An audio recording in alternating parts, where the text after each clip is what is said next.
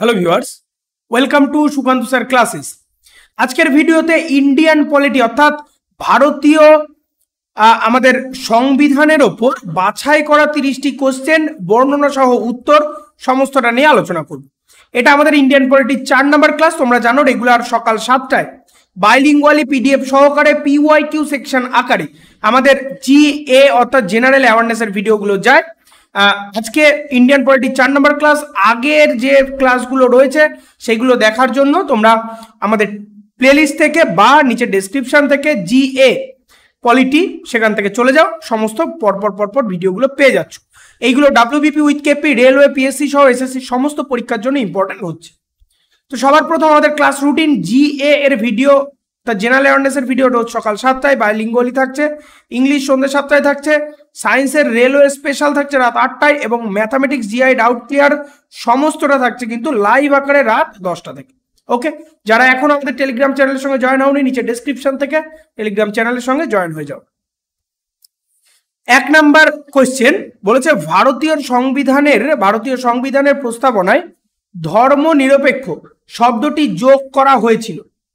ধর্ম নিরপেক্ষ শব্দটি যোগ করা হয়েছিল 41তম সংশোধনী, 42তম সংশোধনী, 43তম সংশোধনী নাকি 44তম সংশোধনীতে? তো সঠিক উত্তর হয়ে যাচ্ছে আমাদের অপশন নাম্বার 2, 42তম সংশোধনীতে। ঠিক আছে, 42তম সংশোধনীতে। 2 নম্বর কোশ্চেন দেখে নাও, নিচের কোনটি মৌলিক অধিকার নয়? সমতার অধিকার, স্বাধীনতার অধিকার, শোষণের বিরুদ্ধে অধিকার নাকি সম্পত্তির অধিকার? সঠিক উত্তর হয়েছে অপশন নাম্বার 4, সম্পত্তির অধিকার কিন্তু মৌলিকের মধ্যে পড়ছে না। 3 নম্বর কোশ্চেন দেখো, হাইকোর্ট সুপ্রিম কোর্টের নিচের কোন রিট বা আদেশকে একটি কর্তৃপক্ষের আদেশ বাতিল করার জন্য চাওয়া হয়? মান্দামুস, সার্টিওয়ারি, কুও ওয়ারেন্ট আর হচ্ছে হেবিয়াস কর্পাস। তো সঠিক উত্তর আমাদের হয়ে যাচ্ছে অপশন নাম্বার 2, সার্টিওয়ারি। এই ধরনের কোশ্চেনগুলো কিন্তু আমরা যেগুলো নিয়ে আলোচনা করছি সম্পূর্ণটাই পিওয়াইকিউ সেকশন। ঠিক আছে, অর্থাৎ প্রিভিয়াস ইয়ার কোনো না কোনো পরীক্ষায় এসছে, যেগুলো তোমাদের আপকামিং 2024 পরীক্ষাগুলোতে রিপিট হওয়ার জন্য গুরুত্বপূর্ণ। ঠিক আছে, 4 নম্বর কোশ্চেন দেখো, সিভিল ইকুয়ালিটি ইমপ্লাইজ অর্থাৎ নাগরিক সমতা বলতে কি বোঝায়? নাগরিক সমতা বলতে বোঝায় সুযোগের সমতা, সবাই সমান সুযোগ বা সমান অধিকার পাচ্ছে। 5 নম্বর কোশ্চেন দেখো, ভারতের সংবিধানের প্রস্তাবনায় নিম্নলিখিত শব্দগুলির মধ্যে কোনটি সংবিধান আইন 1976-এর মাধ্যমে সন্নিবেশিত হয়নি বলেছে? ঠিক আছে, সমাজতান্ত্রিক, ধর্মনিরপেক্ষ, মর্যাদা, সততা। তো সঠিক উত্তর হয়ে যাচ্ছে অপশন নাম্বার 3, মর্যাদা কিন্তু 1976-এ অ্যামেন্ডমেন্ট হয়নি। ঠিক আছে, 6 নম্বর কোশ্চেন দেখো, ভারতের পার্লামেন্ট একটি রাজ্যের সীমানা পুনর্নামকরণ বা পুনর্নির্ধারণ করতে পারে। একটি সাধারণ সংখ্যাগরিষ্ঠ, নিরঙ্কুশ সংখ্যাগরিষ্ঠ, 2 বা 3 সদস্যের সংখ্যাগরিষ্ঠ ভোট দিচ্ছে, সদস্যদ্বয়ের 2/3 সংখ্যাগরিষ্ঠ ভোট এবং এর মোট সংখ্যার নিরঙ্কুশ সংখ্যাগরিষ্ঠ। তো সঠিক উত্তর আমাদের হয়ে যাচ্ছে অপশন নাম্বার 1, একটি সাধারণ সংখ্যাগরিষ্ঠ বলা হয়েছে। ভারতের রাজনৈতিক ক্ষমতার উৎস কোনটি? সংবিধান, সংসদ এবং রাজ্য আইনসভা নাকি জনগণ? তো সঠিক উত্তর হয়ে যাচ্ছে অপশন নাম্বার 4, আমরা জনগণরাই রাজনৈতিক ক্ষমতার উৎস হিসাবে কাজ করে। নিচের কোনটি রাজনৈতিক অধিকার? স্বাধীনতার অধিকার, নির্বাচনের প্রতিদ্বন্দ্বিতা করার অধিকার, আইনের সামনে সমঝোতার অধিকার নাকি জীবনের অধিকার? তো 8 নম্বর কোশ্চেনের সঠিক উত্তর আমাদের হয়ে যাচ্ছে অপশন নাম্বার 2, নির্বাচনের প্রতিদ্বন্দ্বিতার অধিকার। ঠিক আছে, 9 নম্বর কোশ্চেন দেখো, ভারতে মৌলিক অধিকারের মাধ্যমে নিশ্চিত করা হয় কি? মৌলিক অধিকারের মাধ্যমে নিশ্চিত করা হয় সাংবিধানিক প্রতিকারের অধিকার। ঠিক আছে, সাংবিধানিক প্রতিকারের অধিকার।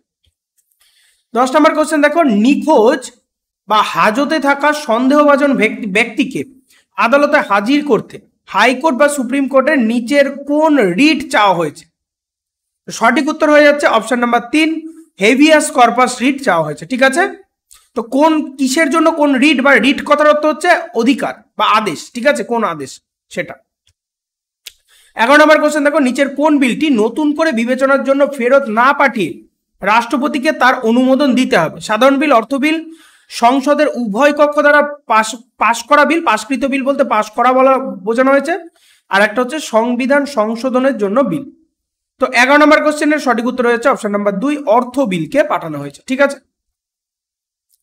12 নম্বর কোশ্চেন দেখো, ভারতীয় সংবিধানের কোথায় অর্থনৈতিক ন্যায় বিচার একটি উদ্দেশ্য হিসাবে প্রদান করা হয়েছে?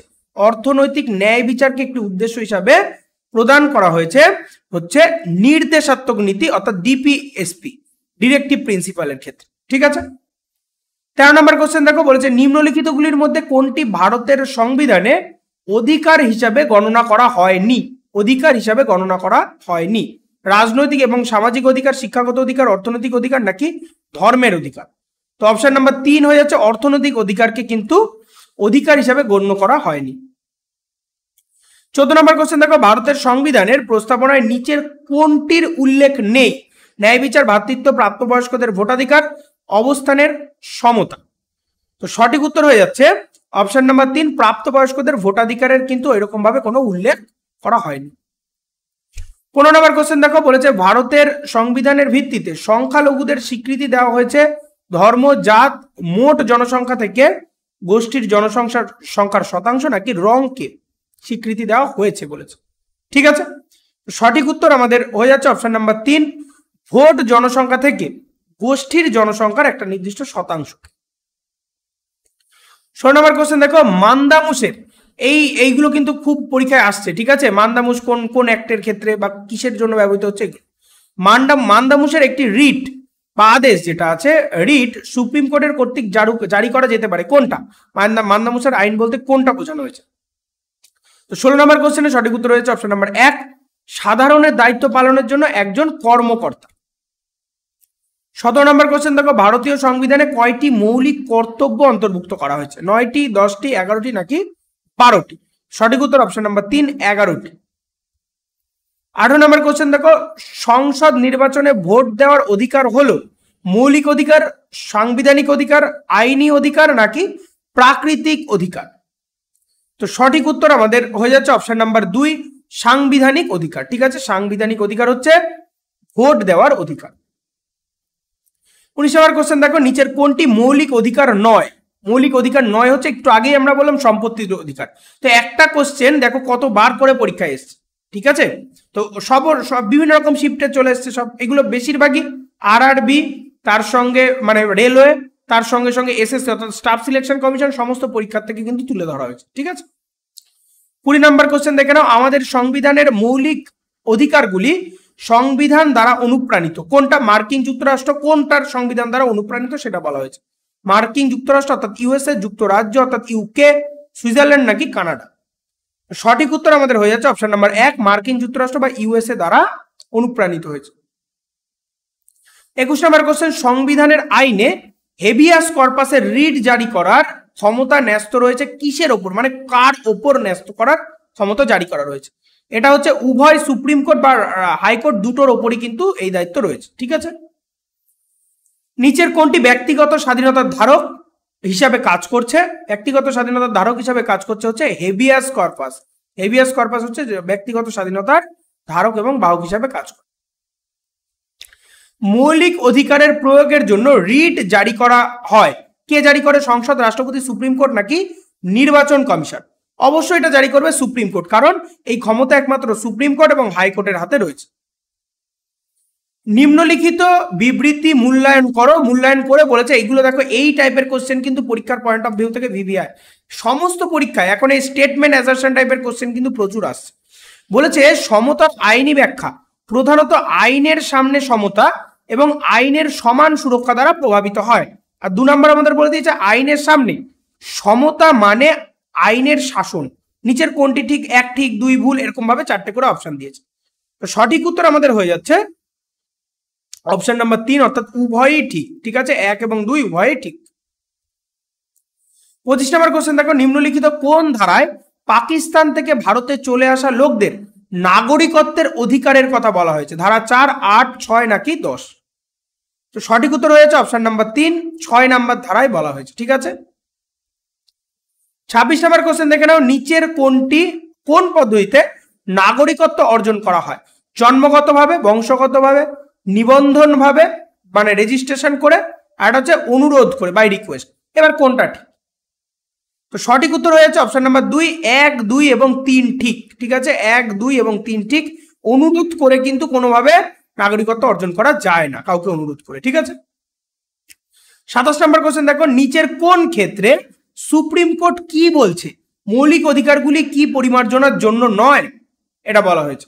সুপ্রিম কোর্ট কি বলছে, এটা কে বলেছে হবে। ঠিক আছে, সুপ্রিম কোর্টের কোন মামলা থেকে এটা মানে গণ্য করা হয়েছে যে মৌলিক অধিকারগুলি কি পরিমার্জন যোগ্য নয়, মানে মৌলিক অধিকারগুলোকে কি মার্জনা মানে নতুন করে সংশোধন করা যায় না, এটা কোন মামলা থেকে উঠে এসেছিল? ঠিক আছে, এটা উঠে এসছে কেশবানন্দ ভারতীয় মামলায়। ঠিক আছে, কেশবানন্দ ভারতীয় মামলা। ডিরেক্টিভ প্রিন্সিপাল অর্থাৎ ডিপিএসপি বা নির্দেশাত্মক নীতিমালা রয়েছে কোথায়?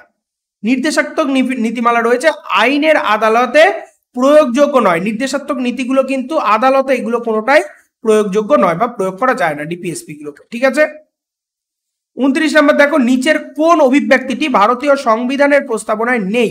ভারতীয় সংবিধানের প্রস্তাবনায় নেই কোনটি? সার্বভৌম, গণতান্ত্রিক সমাজতন্ত্র, সমাজতান্ত্রিক, ধর্মনিরপেক্ষ নাকি ফেডারেল? তো সঠিক উত্তর আমাদের হয়েছে ফেডারেল। ফেডারেল কিন্তু কোনো সংবিধানের মধ্যে প্রস্তাবনাতে নেই। তো এই ছিল আজকে 29টা কোশ্চেন ছিল। তো প্রায় 30টা কোশ্চেন নিয়ে রেগুলার আমাদের আলোচনা হচ্ছে। আমাদের সঙ্গে জয়েন থাকুন, নিচের টেলিগ্রামের সঙ্গে জয়েন হবে, সমস্ত ভিডিও পিডিএফ গুলো ওখানে প্রোভাইড করে দেওয়া হয়। ভালো লাগলে অবশ্যই সাবস্ক্রাইব করে বেল আইকন প্রেস করে রাখো, লাইক করো, কমেন্ট করো এবং শেয়ার করো। খুব ভালো করে পড়ো, পড়তে থাকো সিলেকশনের জন্য।